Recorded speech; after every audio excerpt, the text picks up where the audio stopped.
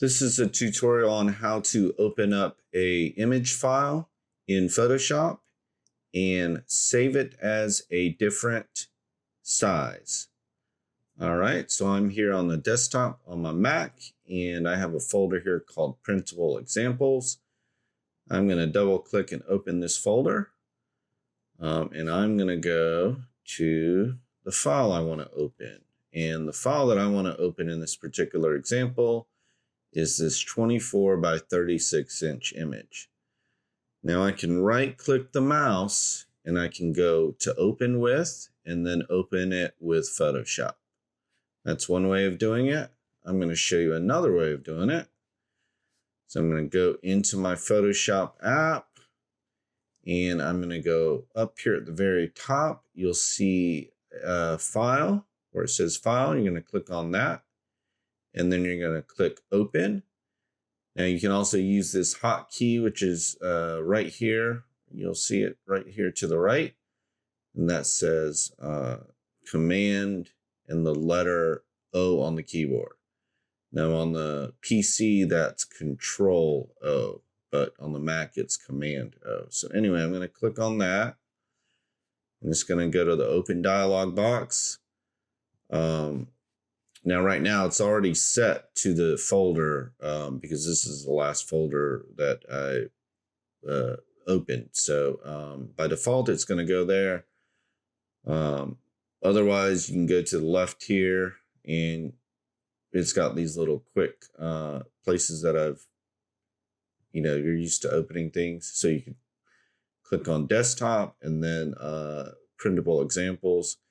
And obviously, it's going to be wherever you saved it. So you're going to have to kind of figure out wherever you saved it. When you downloaded it, a lot of times it'll go to the desktop or it'll go into your downloads folder, depending on if you have your web browser set up to where it saves your downloads to either a downloads folder or to the desktop. I've just set my mine to download any files that I download off of the internet using Firefox or Chrome or Safari or Internet Explorer. I just have them all set to the desktop. So anyway, I'm going to go back into printable examples. Sorry for the rambling.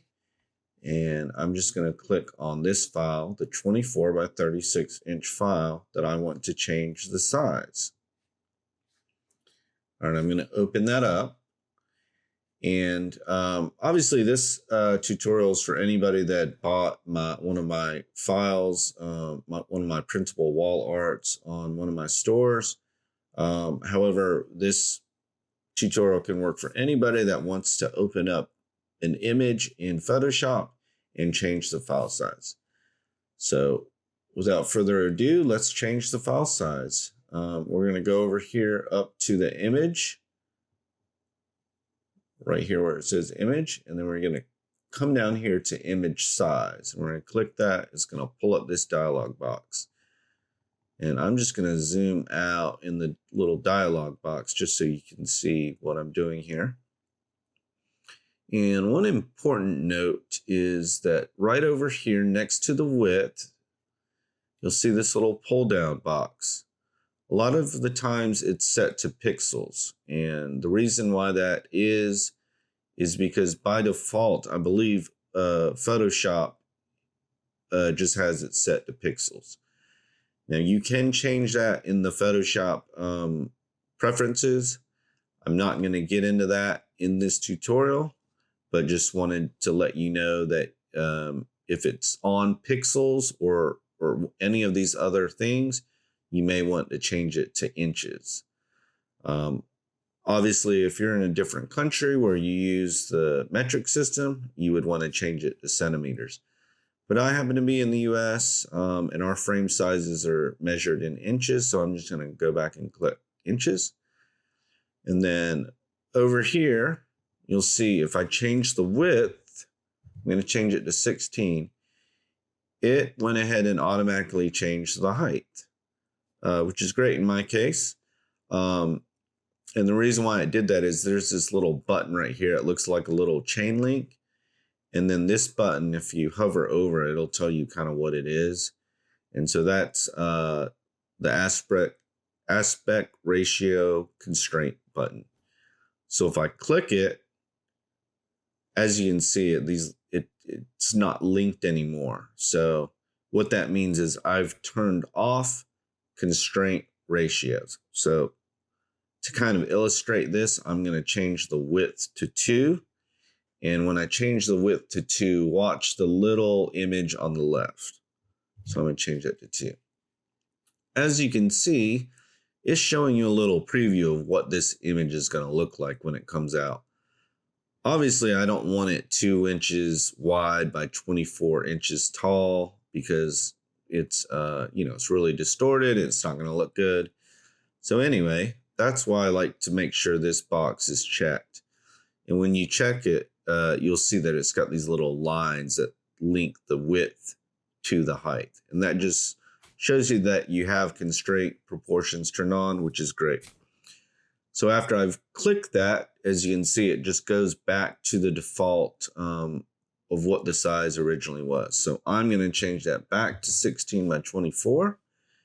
And then you'll see under resolution, I have it at 300.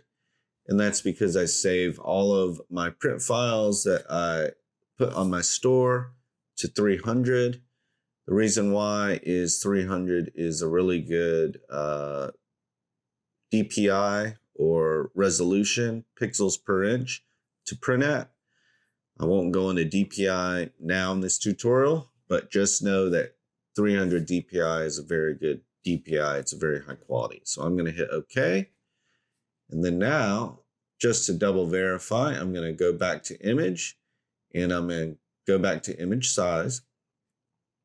And as you can see, it was saved to, it kept the 16 by 24. So I'm just going to hit cancel because I know that it changed it correctly.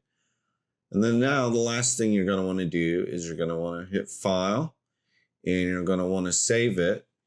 But rather than just save it as save, I'm going to go to save as. And the reason why is because I don't want to save over the existing file because the existing file was 24 by 36. And the reason why I don't want to change it over the 24 by 36 inch is because I don't want to replace that file because that's a larger size in the 2:3 aspect ratio. And so since I'm scaling down, I want to change it to a different file name. Now, the way that I have the files organized is I have a little number here. I have the name of the artwork piece, and then I have the ratio of the image, and then I have the size of it. So here I'm going to change this to 16 by 24. And the reason why I'm doing that is just so I know that this is a 16 by 24 inch image. Now, obviously, you can save this to whatever name you want. That's just a practice I like to use to make it kind of simple for me to understand. Okay, hey, I know that's a 24 by 30, or I'm sorry, 16 by 24 inch image. So anyway, that's a little ramble about that. You can obviously save that to whatever you want. And by default, it's in this dialog box, it opened it up to where I opened the image before. So obviously, you can click this box up here and you can save it to any of your other destinations. For the sake of this tutorial, I'm going to save it into the same folder that the other images were in. And then you have this little format section. If you're taking it to a print shop, JPEG is a very common image format. You could also use PNG. There's all different types of file types you can use. I would say probably the most common for print shops are probably JPEG, PNG, and maybe PDF. But that'll kind of depend on your print shop. If you have any specific questions about that, it might be best to ask your particular print shop. Anyway, I'm going to save it a JPEG. And then I also, under color profile, embed color profile, I like to check that box. And what that's going to do is it's going to embed the color profile of sRGB standard 2.1. And that's the color profile that I used when I created the image. So it's basically just saying, hey, do you want to save that same color profile to this image? So I like to keep the color profile the same. So I'm just going to click the check mark. And I'll go through a different tutorial about color profiles in a different tutorial. But for this, I'm just going to keep it as so, and then I'm going to hit save. Click save. And then you're going to have this little dialog box. And it's just asking you the quality of the JPEG. What do you want to save it as? Since I'm printing this out, I always save it to the highest. And there's this little slider thing. So I usually make sure it slide all the way to the right. Or you could obviously type in the number of the quality. 12 is the highest in this case. So I'm just going to keep it at that. And then I'm going to hit OK. Now, why would you want to save this at a different quality size? Well, if let's say, for instance, you wanted to put this image on social media or something, you could change the file size and it'll give you a smaller file size, so it's easier viewed on the web. But I won't get into JPEG quality file size on this, so I'm just going to hit OK. And there you have it. That's it. So now you have saved your image in 16x24. And since you did the save as, if you look up here at the top, it'll say, it'll show your file size name. So that's it. Thank you very much.